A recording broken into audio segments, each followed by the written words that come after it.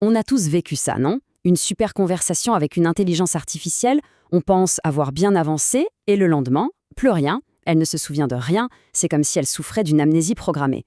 Eh bien, on va voir ensemble que ce n'est pas du tout un hasard. Bienvenue à toutes et à tous. Pour cette analyse, on s'appuie sur un dossier spécial thématique publié en avril 2026 sur le portail iainfo.fr.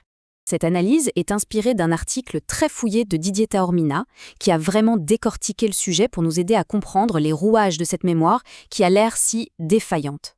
Voilà la question qui nous taraude. C'est une expérience presque universelle. On passe un temps fou à mettre l'IA dans le contexte, on affine, on précise, et le lendemain, c'est comme si on était un parfait inconnu pour elle. Alors pourquoi ce grand reset à chaque fois ? Alors voilà comment on va décortiquer ça ensemble. D'abord, on va parler de cette frustration qui est bien réelle. Puis on va se demander si le mot « mémoire » n'est pas une sorte d'illusion. Ensuite, on plongera dans les 3 couches techniques qui créent cette impression de mémoire. On verra aussi pourquoi cet oubli est en fait voulu. Et enfin, on regardera un peu vers l'avenir. Allez, on commence par le début, cette fameuse amnésie. C'est une expérience frustrante et on est des millions à la partager.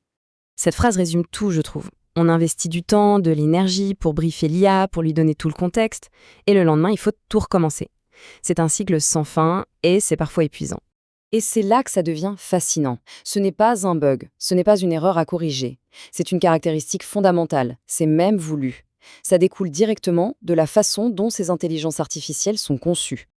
Alors, attaquons le cœur du problème. Et si le mot « mémoire », quand on parle d'IA, n'était finalement qu'une illusion bien orchestrée ? En fait, tout est là. La différence entre notre mémoire et celle d'une IA, ce n'est pas juste une question de puissance, c'est une différence de nature. Notre mémoire modifie notre cerveau. Elle est intégrée, vivante. Pour une IA, la mémoire, c'est juste un bout de texte qu'on stocke à l'extérieur et qu'on lui redonne à lire. C'est une simple instruction, pas un souvenir. L'article utilise une formule qui frappe fort. Un abus de langage devenu stratégique. En fait, utiliser le mot « mémoire », c'est un choix marketing. C'est un mot qui nous est familier, qui rend l'outil plus humain, mais qui, techniquement, est complètement faux. Alors comment ça marche en vrai ? C'est simple. Le système analyse nos conversations, en tire un résumé de nos préférences, puis stocke ce résumé dans une base de données. Quand on revient, il réinjecte ce texte au début de la nouvelle conversation. En gros, le modèle ne se souvient de rien. C'est nous qui lui soufflons qui on est à chaque fois. Bon, maintenant qu'on a compris le principe, voyons un peu comment cette simulation de mémoire fonctionne concrètement. On va rentrer un peu dans la technique.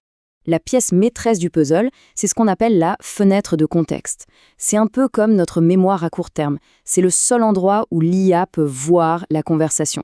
Mais le truc, c'est que cette mémoire de travail est limitée en taille et surtout elle est volatile. C'est-à-dire qu'à la fin de la session, pouf, tout est effacé. Alors oui, c'est vrai, la taille de cette fenêtre a littéralement explosé. On est passé de quelques pages de texte à l'équivalent de plusieurs gros romans qu'on peut analyser d'un coup. C'est une avancée technique incroyable. Mais ça ne change rien au problème de fond. Cette mémoire reste éphémère. Une fois la session terminée, tout disparaît. En fait, il faut imaginer ça comme 3 niveaux, 3 couches. La première, c'est la mémoire de travail de la session, celle qui s'efface. La deuxième, c'est cette fameuse mémoire externe, un résumé de nos préférences. Et la troisième, c'est l'historique complet, qui est juste une archive. Le souci, c'est que ces 3 couches sont assez séparées, ne communiquent pas toujours très bien entre elles. Ça nous amène à une question essentielle. Pourquoi avoir conçu une architecture comme ça ? Pourquoi cet oubli permanent ? Comme on va le voir, ce n'est pas du tout un accident. En gros, il y a 2 raisons majeures. La première, c'est le coût.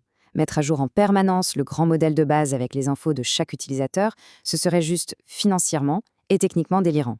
La deuxième raison, elle est stratégique. En nous forçant à éduquer notre assistant, les entreprises nous rendent dépendants. Après avoir passé des heures à le personnaliser, on a beaucoup moins envie d'aller voir la concurrence. Et voilà le point crucial. Cette mémoire n'est pas qu'une simple fonctionnalité technique. C'est un véritable outil pour fidéliser les clients. C'est un moyen de nous retenir, de nous capturer commercialement. La bataille actuelle pour pouvoir importer sa mémoire d'un service à un autre le montre bien.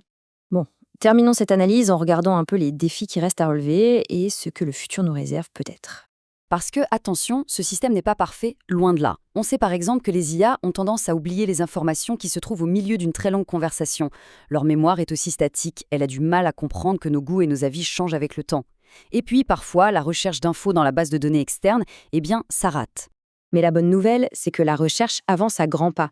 Des scientifiques s'inspirent des neurosciences pour créer de vraies mémoires. Des mémoires épisodiques, capables de se souvenir non seulement des faits, mais aussi du contexte. L'idée serait d'avoir des modèles qui gardent un état interne, qui évoluent de session en session.